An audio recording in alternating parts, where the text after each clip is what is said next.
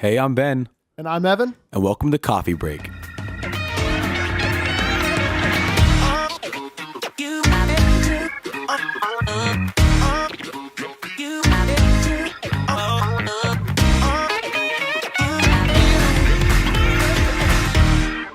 Hello and welcome back to Coffee Break. I wanted to say sorry that we've been kind of inactive for a little bit, but Ben and I have had a ton of stuff going on lately around school and with our own lives, and Carter, our tech guy, has had a lot of his own things going on, so we're doing the best we can, but we're going to try to get some more episodes out for you guys and keep the content going because we love doing these and we love that you guys are listening and giving us feedback, and we appreciate it very much. So we'll keep trying to get them out as much as we can. Yeah, it hasn't been too long.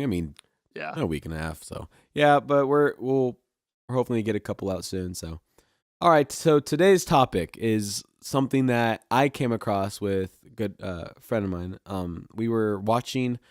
The thing on my YouTube popped up and said like, try to guess this 2000s TV show theme song, and when I mean nostalgia, like it was like nostalgic. Like I was just listening to it. I'm like, this is bringing back Like took you right back there and you could see it and everything. it was weird. I just like remember sitting crisscross applesauce with my head up at like a 90-degree angle watching the TV. I don't know how our necks didn't I don't remember my neck ever hurting after doing that because I would do that all the time as a kid if I'm watching like our old big tube CRT TV, like looking straight up at it. You could do that for hours back then. Yeah, the ones where you touch it and it would shock you. You know what? Okay, this is a really quick side note. You know what I miss so much? This is a really weird little thing. What? But those TVs, they made such a distinct sound when you tapped on when you turned them on and when you tapped on the glass. That's too. Yeah. They made such a distinct sound. Like they made just that little like dink sound, and then like turning them on, you'd see that like huge like flash of white, then static for a little bit, and turning them off was the same thing, and you could like feel the electric charge coming off of them. Yeah. I don't know why I missed that because obviously TVs look so much better now, but I mean, it's just nostalgic things like that. Yeah. But yeah, so thinking about that, and I've been like thinking about it so much recently. It's kind of weird too. I was like, because also Christmas time comes around and you pull out ornaments and stuff. You're like, man, these are like, I don't know about you guys, but when I get the big family tree, we usually have a bunch of just random ornaments from like whenever since I was like young, and be like, dang, I remember that one. Like that one has so much memories behind it, Well, what we do when we got the tree up, a lot of the ornaments we have are little tiny picture frames. Yeah. You can hang on the tree. So we got stuff from when like my youngest brother was born, when like we were all little kids, and I can just look at that like, oh man, like I remember that Christmas. I remember like at my grandparents' house or whatever. But like I think Christmas does always bring back a lot of nostalgia just because a lot of people have their traditions and they see old memories and everything. Oh yeah, for sure. So yeah, this got me thinking like, what if we made a podcast about like just talking about this stuff? I mean, we also sent out a bunch of polls, which we'll go over, just about, certain things, certain shows and whatnot. And you'll see definitely that there's a little bias with me and Fligo when it comes to TV shows, because we actually had pretty similar, TV history. Yeah, with sort of the channels we would watch, which was like just a lot of the things that we were trying to talk about, like going off of that. Like I know me and Ben were both really big PBS kids kind of guys. PBS kids. I mean that was the stuff for me back in the day. All right, we'll jump right into the polls. These are just ones I put on Instagram. So first one I did was like a PBS versus Disney kind of thing. This disappointed me a lot. Yeah, this is the thing is I get it, and also I have I saw it coming. I did, but it's unfortunate. PBS had 23 votes compared to Disney's 128. Ugh. I mean, I don't know. I guess people, they grow up liking different things, but I never watched Disney Channel until I was maybe 10. Yeah. Like, I mean, not that I couldn't or like just didn't. I just never liked it. I had the shows I liked that I knew about already, but I was more of an animated, like I like the animations more than real people, which is what Disney didn't do. Yeah, that's true. I'll talk about the next poll. Yeah. The next one we had were just two like really younger kids TV shows. Popular, but yeah, this was the Teletubbies versus the Wiggles. Teletubbies had 47 votes and the Wiggles had 100. Now, me personally, I would go with the Wiggles myself. I don't know about you, but that one I was definitely my boy more Jeff, on the side. The purple Wiggle. He's the man. He's the Oh man. my gosh. I had all the DVDs too, and like, I had no DVDs, VCR, like oh yeah, well, I had way all the way back then. VHS tapes and dude.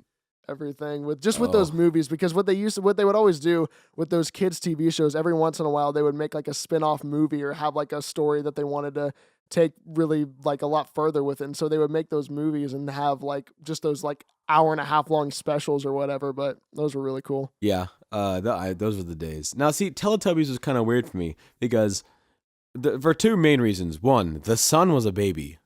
That's true. The sun would rise up and there'd just be a baby laughing, like the Gerber baby. It's what it reminded me of. And then you have some like vacuum that's an actual like living thing, which is terrifying as a little kid. I don't know why those never threw me off that much. Like honestly, it didn't like scare me that much back in the day. Like I don't know if we just look back at these things and we think differently, but even back then, like even having the son being a baby, like I was like, okay, I just kind of accepted it. I just watched the show and took it all in. Yeah. So yeah, what we're gonna do. Like, so I also put another poll out. This was more for like the older kids because I know the younger kids are all obsessed with oh Disney, Wizards of Waverly Place and all this shit. Like We're talking pre 2008. Yeah. I'm talking when I was a young kid, like 4 or 5 years old. Like we're talking 2005, 2006, yeah, maybe. yeah. So I sent another thing out saying, hey, give us your favorite shows from pre 2008, and Backyardigans was huge. Dora and Diego both popped up. Yeah. I personally am a Diego guy. I really never watched. Honestly, like those first 3 were 3 shows I never watched. Really? I never got into Backyardigans. Like Pablo was the man.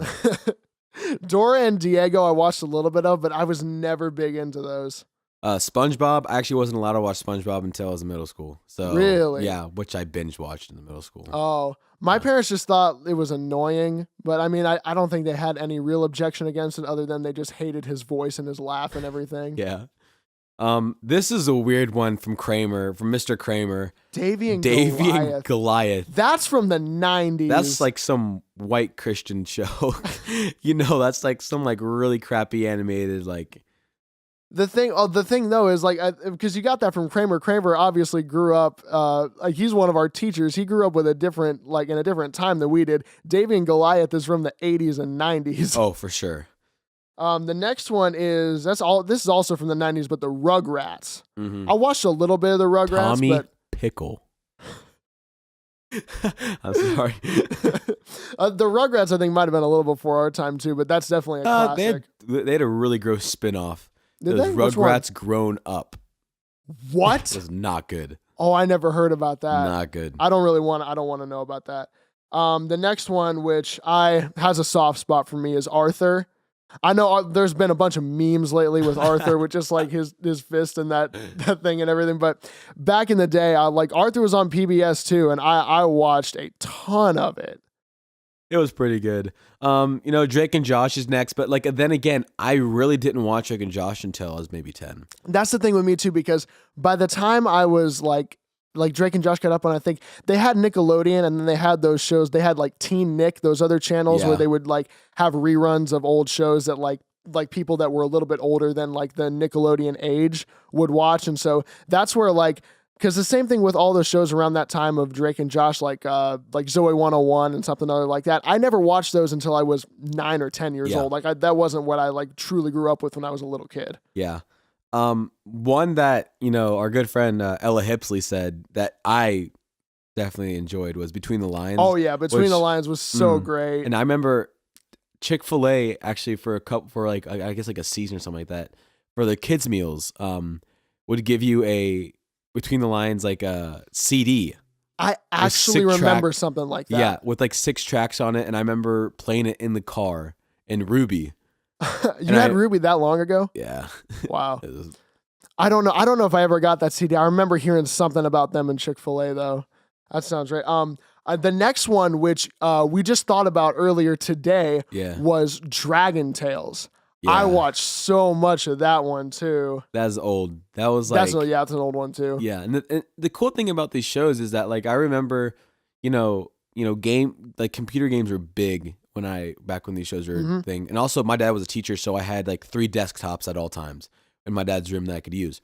So I would always, after school, I would always go on like PBS.org and like play every single game. I didn't even think about PBS.org till right now, but Dude, it the was amount of huge. hours, because like I know for our younger audience members, like this is gonna sound like, oh well, back in my day, blah, that's gonna sound like that, but I didn't have a smartphone, an Nope. iPad, or anything until I was 12. Yeah, Like me neither. back then, there was no such thing as an iPhone. There was like an app was like something that like Microsoft Word. Like that's what an app was. Like it's something you got on your computer. So like going on that like early 2000s internet with pbs.org. I mean that was so great back then. Yeah, that was fantastic. And I mean, like, I remember, so like when I stayed after school with my dad, and we would have a bunch of all the other kids whose parents were teachers, we would always come to my dad's room, and we'd always go on pbs.org for countless hours, and just, it was like, They had just the a little great- games. They had like clips from the shows on there and we everything. played this It one was so Arthur great. game, I remember, where you could like create your own hero, like a villain or something like that. I remember it was so much fun. But yeah, I mean, those are just like the fun times. And what my show actually wasn't on the list. I actually had to put it in there. Yeah.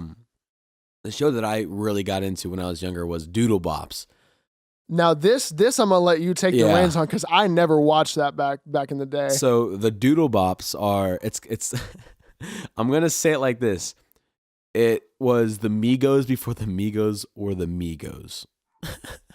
Elaborate. Okay, so Doodle Bops are basically there's like three people. So there's a guitar player, there's a keyboard player, and there's a singer, like the drum player, like lead basically. And it most definitely was one of the more weirder shows on Saturday mornings.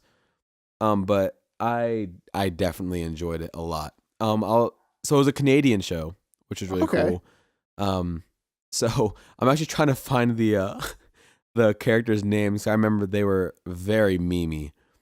Here we go. Okay, go for it. You got Dee Dee Doodle, As you do. Rooney Doodle, and All right. Mo Doodle. Mo Doodle. Mo Doodle. Mo Money, Mo Doodle. Gotta was- love some That Mo was bad. Doodle. But I remember just like watching them because I told you guys this earlier. I used to like shows that involved music about Mhm. 24/7. So whenever there was music involved, I would just like be like just distracted the whole entire show. Like, wow, this like I'm focused only on this. I don't care what anybody else is saying. But I remember watching it every single Saturday morning. I think as kids too, like that for some reason that resonates with us. Like that's why the theme songs were so nostalgic. That's why like we could hear it so well and remember it. Yeah. The show that I wanted to talk about though is one that I was talking about with my good friend Sam this morning, and I think this was also on PBS, but that was Cyber Chase. Cyber Chase on PBS. Yeah. That show was probably like if the equivalent of binge watching for me at like 6 years old, that's what that was. And I'm looking back on it, I learned that one of the voices on that show was actually Gilbert Gottfried, who I think he played a little like bird type of character, and the voice of the main villain of the show was actually Christopher Lloyd, who you may know as Doc Brown from Back to the Future.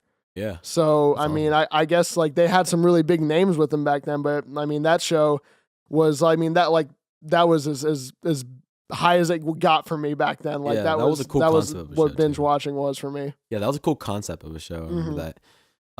I remember more on the live kind of like, so like I told you I like animated stuff a lot, Yeah. but there was also a point in time where I got really into Saturday morning Cartoons. cartoons. No, not cartoons, but like wild like animal shows. Oh, okay. So we talked about this earlier. There's two shows that come to my mind, and one is a little more biased because CHCA. Mhm. But I'll start with the first one. Zaboomafoo. Oh yeah. I don't know about you guys, but Zaboomafoo was amazing. I mean, like, it was the strangest thing. 1 second, there's just lemur jumping around, and then the I other thought it was a sloth. Was it a sloth or a lemur? lemur. It was lemur. That- I you know what that promise is? you. Mandela effect. I thought it was a sloth. I honestly thought it was Zaboomafoo? I thought it was a sloth. I remember it being okay. Sorry, go on. That was a lemur, John. All right, so there's like 1 second the lemur was jumping around and it would just stop. You gave it some nuts, all right? I remember every single day they would like yank down a little chain, give it some nuts, and it just talked. And I remember like that's the coolest thing I've ever seen in my life.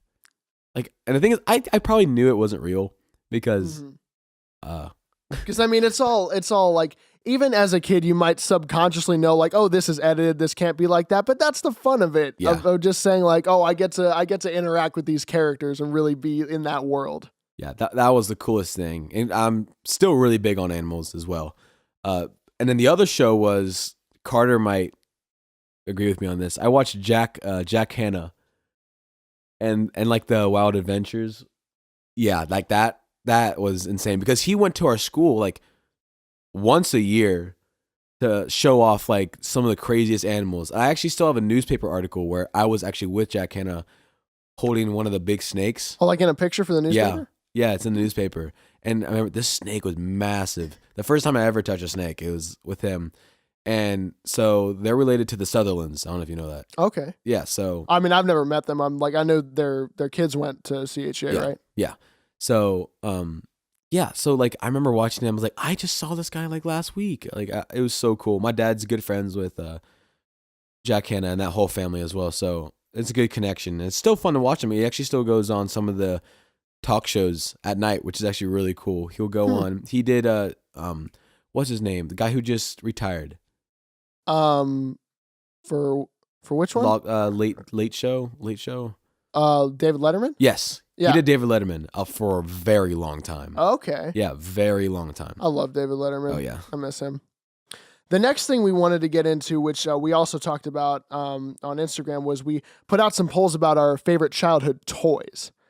And so I'll read these off to you. The first one we had was Little Tykes. Just anything Little Tykes with that brand. And I think whether you know it or not, you probably have something by Little Tykes in your house or did at some point. Oh, because, yeah, for sure. I mean, they made they made like the little toy cars you get in. They made like the little like little houses and things, like all that type of stuff. Yeah, I remember.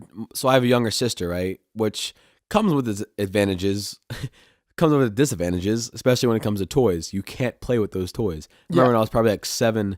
She had a Little Tyke house, and I tried to fit in it. It just didn't work.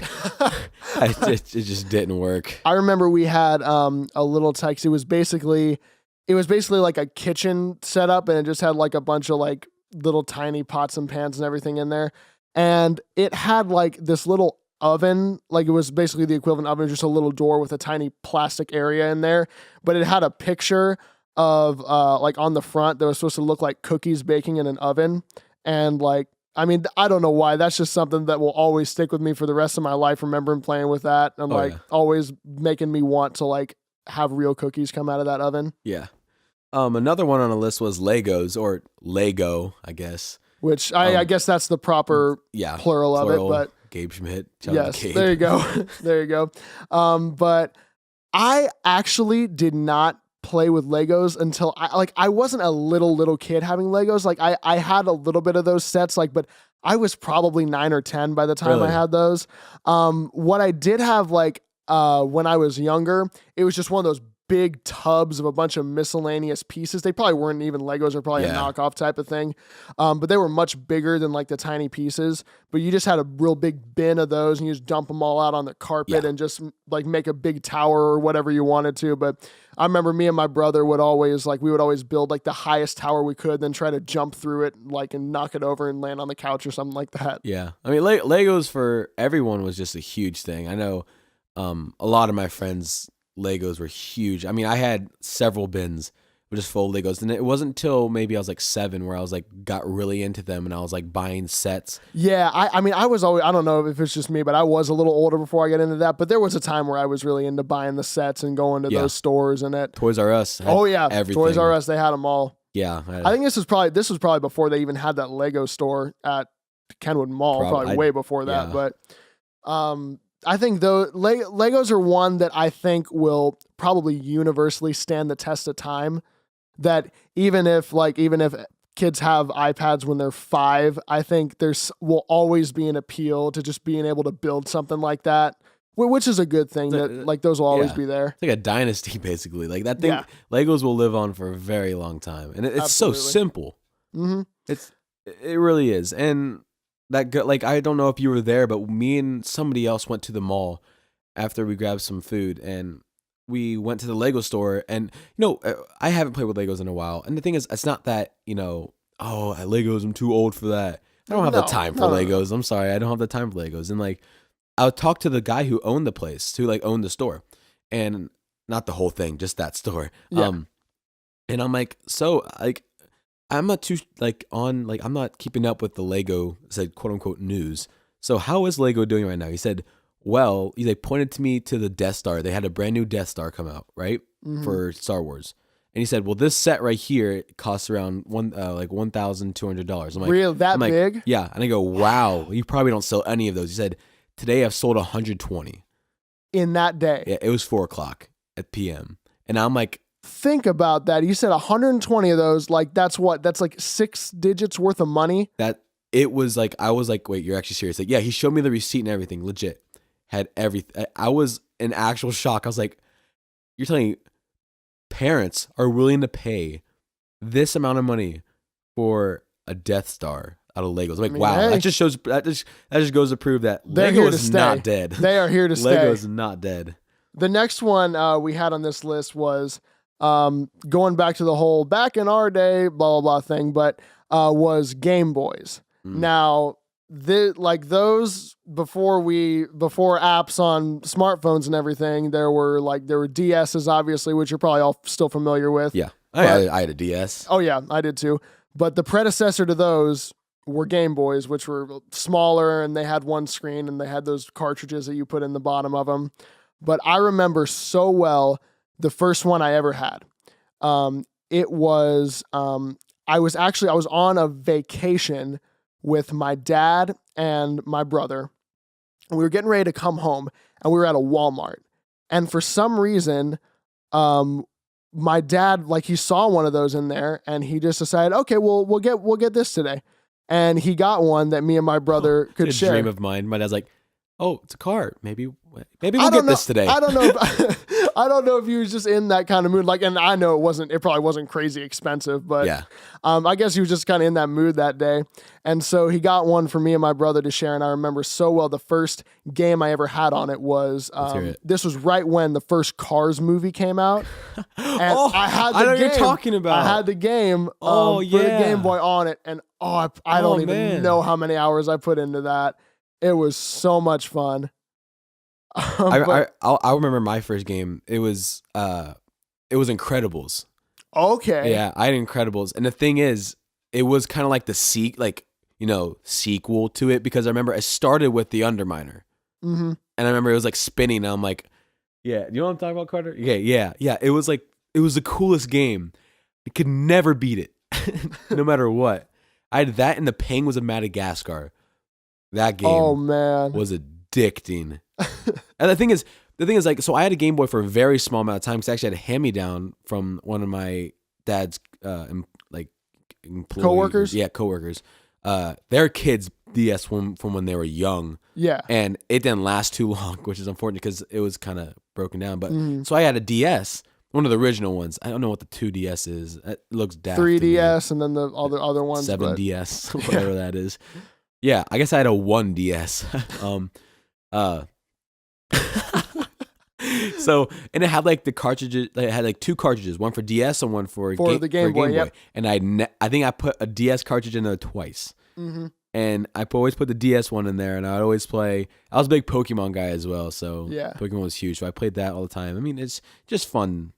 I actually never played a lot of the Pokemon games, but I was real big. Me and my neighbors, we were big into trading Pokemon cards when we were younger. I didn't get the trading aspect of Pokemon cards. There really wasn't any trading. It was literally just like, oh, this one looks cool. Yeah, yours of that one looks cool. Okay, shiny. There you go. Yeah, this one has a shiny pattern on it, and this one has 120 little HP instead of 100. So yeah, I'll trade you that one for that one. But I mean, it was just stuff like that. It was so much fun. And the one other game I want to mention on the Game Boy that was so addicting for me was Lego Star Wars. Yeah. Oh, on any man, console. on any, like I had that on the GameCube. Yeah. I had that on probably something else too, but that was so much fun. Oh yeah, that was big. Let's see.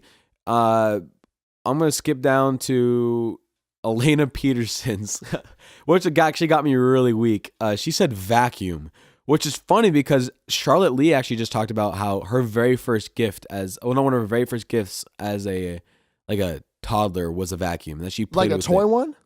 Yes, which is actually really funny to me because just like when I was younger, I would never be happy with a vacuum.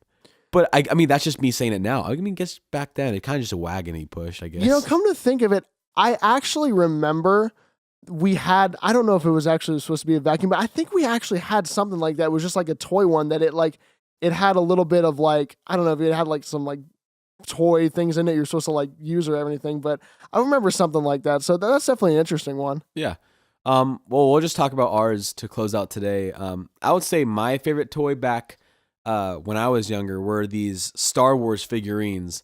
Oh yeah. They're really short ones. They look like little kids. Like they were really small. And I mean, I used to I can't explain to you. I think is I went through like a phase over the summer where I was trying to find them because I was so desperate to see them and I wanted to find them. I wanted to buy some. I was like, this is my childhood right here. They are so expensive. Really? I mean, I had yeah, it was like there was one pack that had like 35 characters for like $500 and I'm like, no. Like on eBay? Yeah, I was like, no. That's insane. It was mean, insane. I know stuff like that can become really collectible, but still for like kids' toys, that's ridiculous. Yeah. What about you? I mean, honestly, talking about having those like off-brand Lego bricks really brought back like the most memories Lincoln for Logs. me. Oh man. Bro, I had Lincoln not thought Logs were about the Lincoln best. Logs until you said that just now. Yeah, that's what I thought about. Oh, it's funny. I'm going to talk about this now because I just thought of it. But we had a little, like, it was just one set that we had. It was just a basic one, just a little basic log cabin. The amount of combinations of stuff we did with those was unreal. Oh man, that just brought back a huge memory for me. Yeah, dude. And I thought of one more as I'm talking about this, but I did love Lincoln Logs and like we had so much fun with those. But one I remember that my aunt and uncle got me when I was pretty young was this big. It wasn't like it was like a marble set, but what it was this big like set of these plastic little like tubes. Was it magnetic? Wasn't magnetic. But what you would do is you would set it up and like so you would put these little plastic parts in any kind of order, then you put a marble at the top and it would go through and it would like drop down and go through all these different little obstacles and things like that. Yeah. That I hadn't thought about that in a good decade until I said that just now. But I remember that thing you could spend so many hours on, like building that up in so many different ways and everything. So that, and then those knockoff Lego bricks that you would just build up and knock over and do it all over again in Lincoln Logs. But just stuff like that I think those really stand the test of time more than anything. And like those bring back so many memories for me just talking about it now. Oh yeah. I mean, I think what is a little sad about our generation? I'll end it on this. I mean, what's a little sad about today's world is that, you know, they never get to experience, you know, like the games that we had. I feel like if I was to keep my toys and give them to my kids, they'd be like, ooh, yeah, like, this is just a piece of wood. This is a Lincoln Log. It's like Lincoln Log. You build with it. Yeah, but it's a little that thing. requires me to do work. But it's like when you see kids playing, like doing Minecraft on something, you can be like, you can do this for real too. Yeah, it's not real wood and you're not like able to put stuff in an actual furnace. But I mean, you can have so much more fun with like actual tangible objects. But yeah. I mean, and I don't watch TV to be honest. But I remember when my sister used to watch TV, you always watch the infomercials and they're running out of ideas, man. Yeah. I mean, like Baby Alive, what is that? I'm sorry. A baby that drinks, eats, pees, and poops. I'm sorry. Don't know about that one. Yeah, I'm sorry. Not up my alley. I mean, I guess I'm not really an expert on baby dolls anyway, but I mean, I guess with some of these, you just kind of have to say, if it ain't broke, don't fix it. That's Yeah. why I always think that Legos and stuff like that, where kids are just getting to build up stuff and like make it any way they want to, I think that'll like stand the test of time forever. Like even as kids just have like technology and that like taking over their lives from a young age, like I think stuff like that will always have some sort of appeal. But it is kind of sad to see, but the times they are changing. Yep. Just gotta accept it. Well, that's all we have for this episode. Thanks for taking a trip down memory lane. Yep, this was actually really nice for me to go back and remember Yeah. all this stuff. But thank you guys for listening. We'll definitely have some more episodes out in the near future. We appreciate the support, and we'll see you next time. Signing off.